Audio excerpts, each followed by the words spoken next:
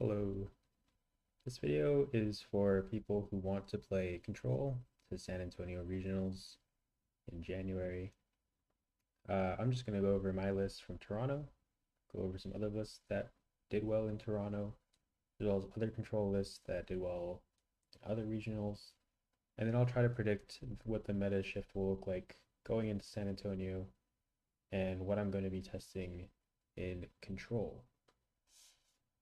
So this is the list that I used. I ended up getting 32nd place at 922. You can read about it more on my website. The list is pretty interesting, so I'll just go over card by card. First, you have the 2/2/2 Pidgeot with the 2 rare candy here. That's pretty standard. You'll see that in every control list. For this tournament, I moved 2 Mimikyu. Mimikyu has been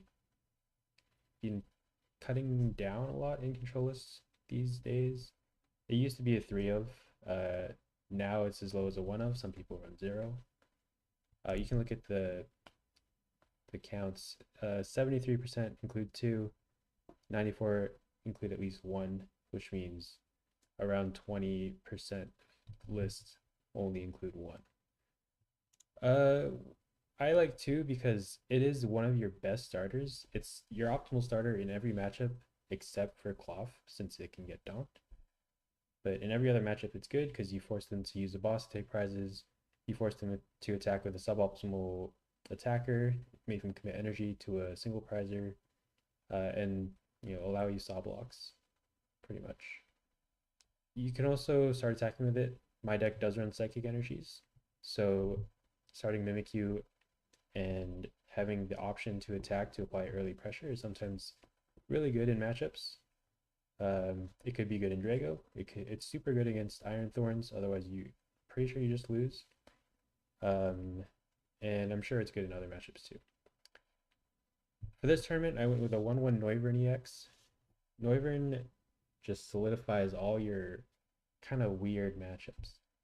And especially for tournaments where it's the end of a format, people kind of get old of the same old thing. People get tired of Drago.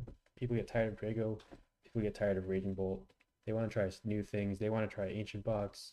They want to try that Roaring Moon list they saw online that did well. So Noivern just helps in those kinds of matchups. Covert Flight, just block all damage from basic Pokemon. And then Dominating Echo, I didn't actually use that at all this tournament, but the theory was that if you attach Psychic with a counter gain, you can start with a Covert Flight into the Cloth matchup, and then next turn go with a Dark Energy and knock out their only thing with energy, and then lock them out of the game.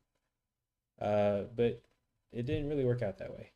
I don't think I would run a Dark Energy again. I'd probably cut it for something better. But I would run Noivern again. Noivern is really good. It single-handedly won a lot of matchups for me. Black Kyurem EX, it's really here just for the Drago matchup. Paralysis is super good. 70 damage is super relevant too, because if you do 70 damage plus paralysis, even if they get out of it, you can just one-shot them with the bear. If they don't get out of it, you can just hit them a few more times, or you can kill them with the bear. It really gives you a lot of options. Auto paralyze is kind of broken, especially against a deck that only has 2 switch outs. If you can force them to use their V-Star, then usually on the next turn you can just saw block. Sometimes they'll prime catch your Pidgeot and you can just keep paralyzing them and it buys you a few extra turns. There are games where you paralyze and then they V-Star for switch and prime catcher, use one of them, and then you can just Lumineon for Airy to discard the other. Blood Moon Earth Luna is probably the best card in the deck.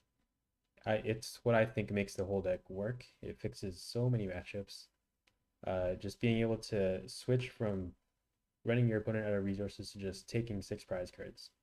That's all you really want as a control deck. It lets you finish games where other times you may have gotten stalled out in the past. Now you can just take 6 prize cards. This combined with 3 penny makes it reusable. I also included 1 jet because I found a lot of times that sometimes your bear is stuck after you attacked and you want to play a boss's orders, but you also need to penny. Well, Jet Energy lets you get around that. Cornerstone's good in general. It walls off Drago, it walls off Goldango, walls off Charizard. It's just a tank. That's all it's for. Lumineon's for consistency. Best card in the deck, probably. Regieleki helps solidify the Charizard matchup. You can reuse cards like TM Devo. You can do some area looping. You can do Misfortune Sisters looping. And you can loop Xerosic, which helps you auto win the Snorlax matchup. Rotom's for consistency, also the best card in the deck. And Wellspring is your win condition, I'd say around 50% of the time. You just announce Sob many times, and then your opponent will scoop. So it is also the best card in the deck. For energy, you'll see that I run 7. This is a lot more than standard control lists. I think most control lists run around 4. If I look at the core cards, they only have 2 double turbo in here. I think they could have included mist energy in this list. A lot of lists play 1 mist energy. I play 7. The reason is I don't want to be too predictable. If you only run 3 energy and you can't attack with anything except for Sob and Blood Moon Ursaluna and Black Hero and whatever, then you kind of lose adaptability. You can't really change your game plan. And there are a lot of situations that arise that, make you want to be adaptable. So I added Jet Energy for the Blood Moon situation I mentioned before, as well as just getting this Regieleki out of the active without having to commit a penny. It's also helpful to just get it into the active without having to commit a penny, because sometimes you need to get this Mimikyu out, you want to Airy, and you also want to retrieve the Airy to start your loop as soon as possible. And Jet just helps you do that. And then the Psychic and Dark was for the Noivern combo. Psychic I already played for Mimikyu. And then the Darkness was just because I wanted to attack a Noivern. What I would place Darkness with if I didn't want to attack with Noivern would probably be a Water Energy for this tournament. Threatening the Torrential Pump is pretty good against Gardevoir. You can kind of catch them off guard sometimes by knocking out 2 Kirlia if they're not prepared for it. And if they see the threat of the Water Energy, they may just bench Manaphy, and then you just sob, and then you win the game. For trainers, 4 Arven standard, 3 Penny standard. Boss is also standard. I would say all of these supporters are super necessary. You need Turo if you're playing Noivern because you need to scoop up your whole bench, which will include Pidgeot. Misfortune Sisters, I used to not play in control, and then I put it in control, and now I don't want to take it out of control. It's probably cuttable, but it is really, really good if your opponent draw passes, and you can just start Misfortune Sisters looping with Regieleki. Roseanne's backup is also questionable. I like it here to recycle double turbo energy because sometimes you run out. And this is the only way to get it back. This is the only card in standard that will get you back a special energy, I believe. Yeah, only trainer card at least. Thornton's also a standard card. It's in 100% of Pidgeot control lists. It enables your Noivern play, which is very good in this deck. It enables you to get Pidgeot out after your opponent targets your Pidgey turn 1. And it enables you to clear your bench of liabilities like Lumineon. And just switch them for like a Mimikyu, which is always good. And then Xerosic, this is a super good card. It wins you a lot of matchups. It makes you auto win Snorlax. It's really good against Charizard. And it's good in a lot of other situations where your opponent just builds a big hand thinking that's how you beat control. For items, This is standard. This is standard. 2 counter catcher. I wouldn't go below 2. You could go up to 3, but that's only just to help you draw it more, and you don't really need to rely on drawing it when you have Pidgeot. 2 Palpad, 2 Candy. Buddy Poffin is a kind of non-standard. It's super good in this build specifically because Noibat has 70 HP. So instead of wasting your Arven on a Nest Ball for a Pidgey, you can now Arven for a Buddy Poffin and get Pidgey Noibat. And that sets you up really well to get a Noivern on the next turn and then scoop up the Pidgeot on the following turn. Heavy Ball Standard. Lost Vacuum is really good in this deck. You can loop Lost Vacuum with Regieleki against Cloth to discard all their Ancient Booster Capsules so they can't poison. You can also Lost Vacuum tools off of anything really. It's just a good card in general. It's good against Guardy. You can get rid of their Bravery Charm to knock them out with Velocity in play. Get some combo plays. It's a card that I would never cut in this format. Although it does seem like it could be cut. Night Stretcher is good. I think you only need 1 copy. A lot of the times this is for basic energy. Some of the times it's for like a Noivern or a Pidgeot. Sometimes your Noivern will get knocked out. You can Thornton the Noibat, Rescue Stretcher, or sorry, Night Stretcher the Noivern EX, and then get it back out the same turn. Bravery Charm is also really good. This usually goes on an Ursaluna. You get 310 in the late game, which is really nice. You're basically unkillable, except for some, Cloth decks will one-shot you still, Greninja EX, stuff like that. But 310 HP is really solid. Same with 260 on Cornerstone. And then 180 on Regieleki is kind of relevant against not much, honestly. But Bravery Charm, just good in general. Counter Gain helps you with the Black Hero in play. It lets you Noivern with a Mist against Roaring Moon EX. It lets you Pidgeot for 120 more easily. It just enables a lot more plays, as well as Mimikyu Ghost Eye with just the Psychic. Just a single attachment, I mean. Force Seal Zone, self-explanatory, Hero's Cape. A lot of lists are running the box. This doesn't actually say what A-spec they play. I still like Hero's Cape. Just being able to Hero's Cape a Pidgeot and knowing it'll stick around for a few turns is super good. You can also Hero's Cape like a late game Blood Moon and guarantee it survives most things. You can put on the Noivern and just sweep. Put on a Mimikyu, he now survives Dusknoir. It's just super versatile and I think underrated. TM Devo is just for the Charizard matchup. It's a one of tech for a singular matchup. I guess it's also good against like Hydreigon, anything with Pidgeot. But I thought it was worth it because Charizard is pretty popular and this just makes the matchup really good. And then finally, Velocities for Gardevoir.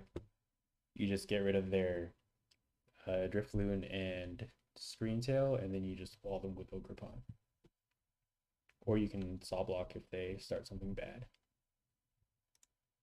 So yeah, that's the list. Yeah, I say the most non-standard thing about this list is the fact that I have 7 energy. You won't see that in most lists.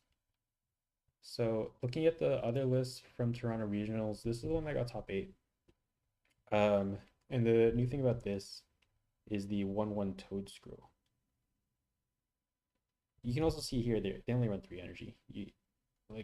They're obviously just going for Saw Block, going for Luxray plays, Regieleki with Counter Gain. And then the Toad Scroll is just for this ability. Cards in your opponent's discard pile can't be put into their hand by your opponent's abilities or trainer cards. So what does this stop? This stops Regidrago's V-Star ability. It stops Superior Energy Retrieval. And that's about it.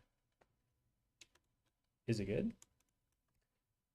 I think it's kind of mixed. So you can't stop Regidrago's V-Star, sure.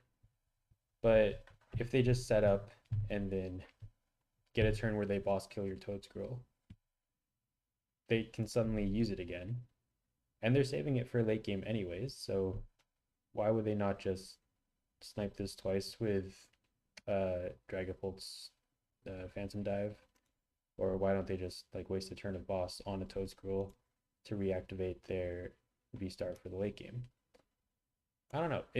I guess it kind of makes the matchup more difficult for them. But Toad Scroll having 60 HP is not great. It still seems like they have outs. It's not like a 1-1 tech that'll make you insta win the matchup. But it does make it interesting, right? You combo this with Saw Block, you put pressure on them, you make it so that they have to hit their prime catcher or something. But as soon as it gets knocked out, you're kind of in the same position and nothing's really changed for them. So it just gives them a target to go for. And you can't really commit your mist energy to it because you want it on like Mimikyu or even Pidgeot to prevent snipe damage. I don't know. It seems decent. Maybe I need to test it, but it still seems like Regidrago has all the same plays. They just have to knock this out along the way. This one also runs Luxray V. I cut Luxray V. It seemed kind of lackluster. Like, it's hard to know when to Fang Snipe, even if you get a good read on your opponent. And a lot of the times, just using Regieleki for Airy is just better. Secret Box is good in this.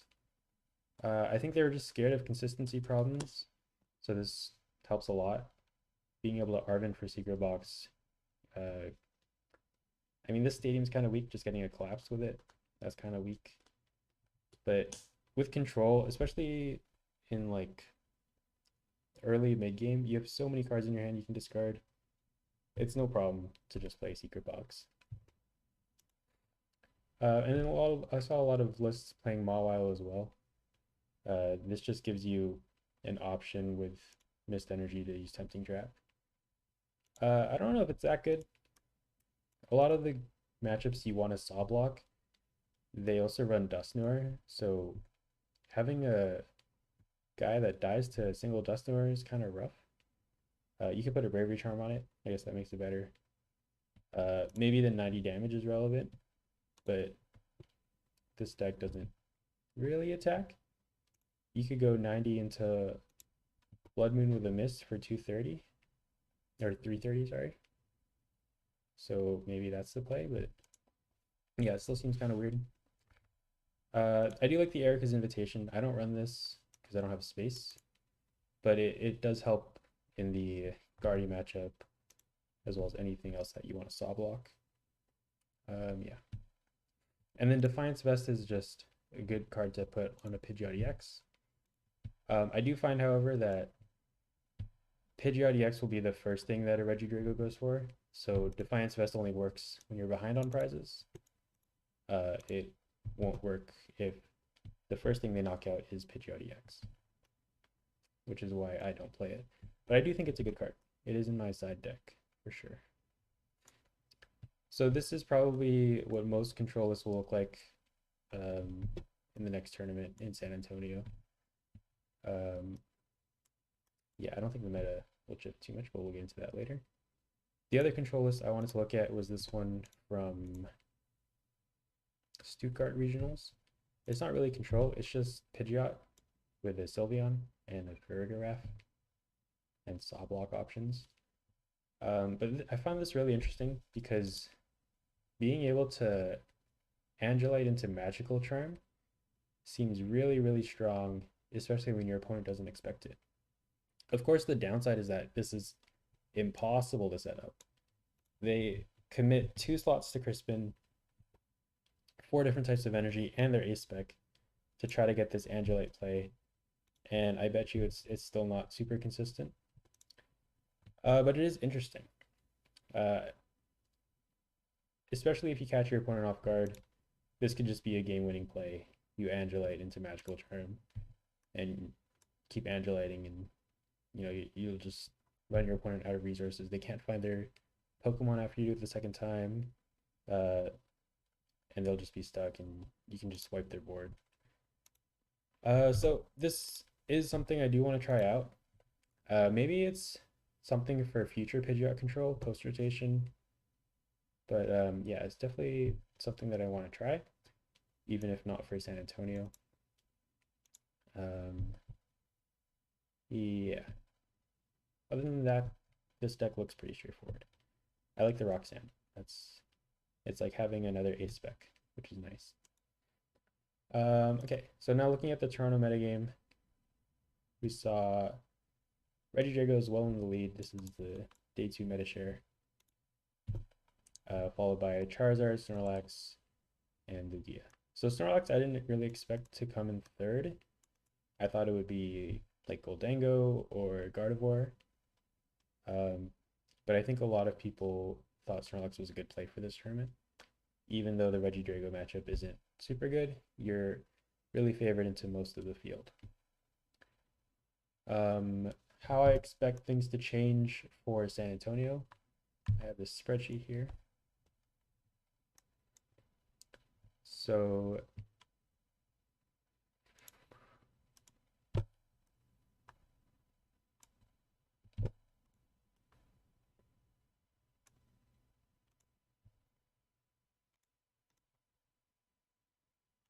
okay. So I think Regidrago will increase. Charizard will stay the same, Snorlax the same. Lugia will increase. Dragapult, Gardevoir, Raging Bolt will stay the same. Cloth will increase. Roaring Moon's about the same. Goldango will increase.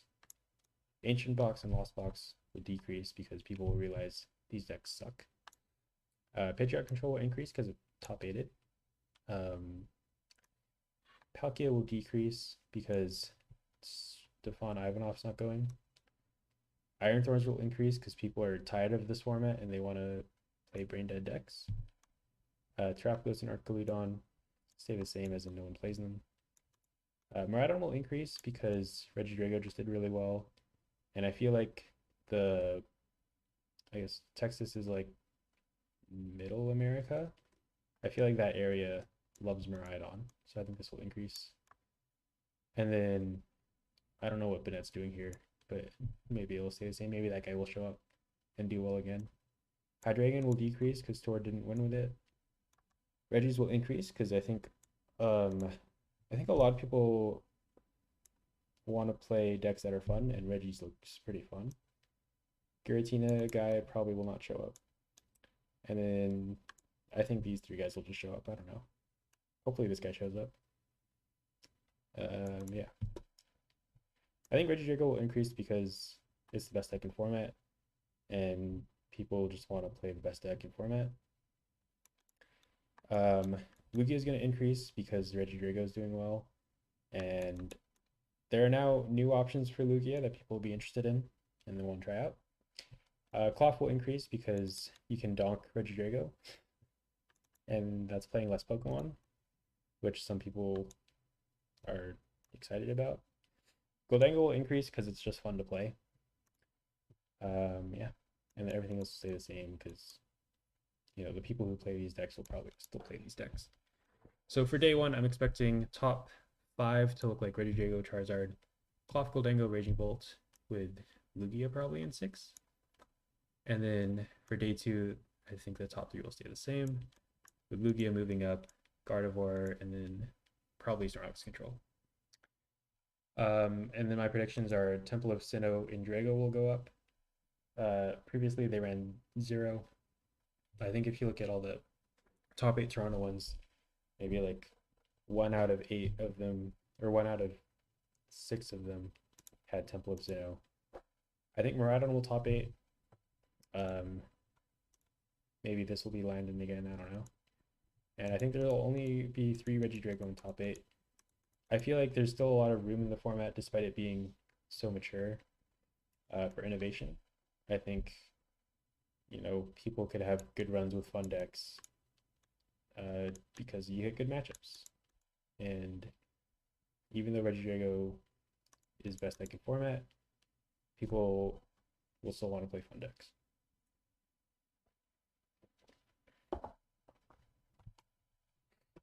So with this expected meta, what cards do I want to try?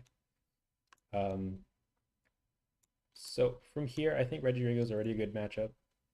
I'd say it's slightly favored because you have more win conditions, and if they waste a V-Star early, you kind of just win the game. Charizard's super favored because you run Team Devo and Airy. Cloth is a tough matchup. I do want to improve this one. Goldengo's a free matchup. Lugia is kind of rough, but I don't think it's big enough to actually warrant tech. Raging Bolt's a good matchup. Gardevoir is also kind of tough.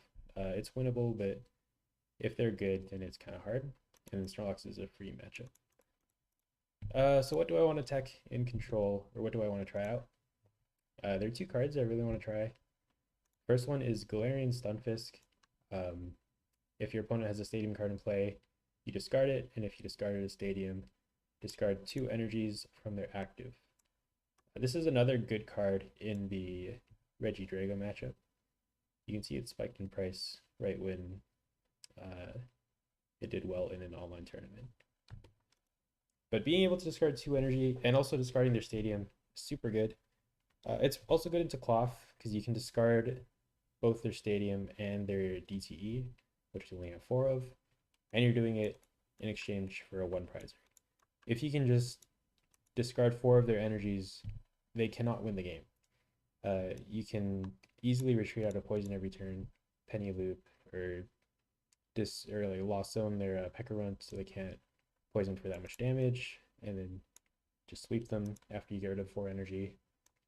And this helps you get rid of 1 of them, as well as a bunch of their Pokemon in play, which is super nice. It's good against Regidrago. You can get rid of their stadium and also 2 energy on the Regidrago. Usually makes them waste energy switches, makes them dig further into their deck. They wouldn't waste their V-Star, but you can at least make them research and then hopefully catch them with an Airy. But yeah. And then the other card that I want to try is Antique Root Fossil. Being a fossil, it can't be affected by special conditions, and it has an ability where if it's in the active spot, your opponent's basic Pokemon attacks cost 1 more. So this is also a Cloth tech. It can't be poisoned, so Cloth can't just poison it and move on. They have to gust around it, or they have to commit 2 energy to actually attack it, or 1 energy on a Electrode. This is really good in the Cloth matchup because really you just want to get rid of their 4 energy. This helps them, or this helps you buy time since they can't knock it out easily. It makes them commit energies into weird places. Yeah, it makes them have to dig for gusts as well. So it's pretty good tech. I definitely want to try it out. Yeah, that'll solidify the Cloth matchup. Maybe for Lugia, I can look into teching the Diancie. But again, I don't think it's big enough of a threat. It's still winnable even though it's a bad matchup. Yeah. And then the goal for San Antonio is you just hit your auto wins and then you play really well. Okay. I guess in my next video, I'll just go over your strategy for every matchup and maybe play some theoretical games against Regidrago, since that's the one that is most important. and likely your match in finals will be against Regidrago. Cool.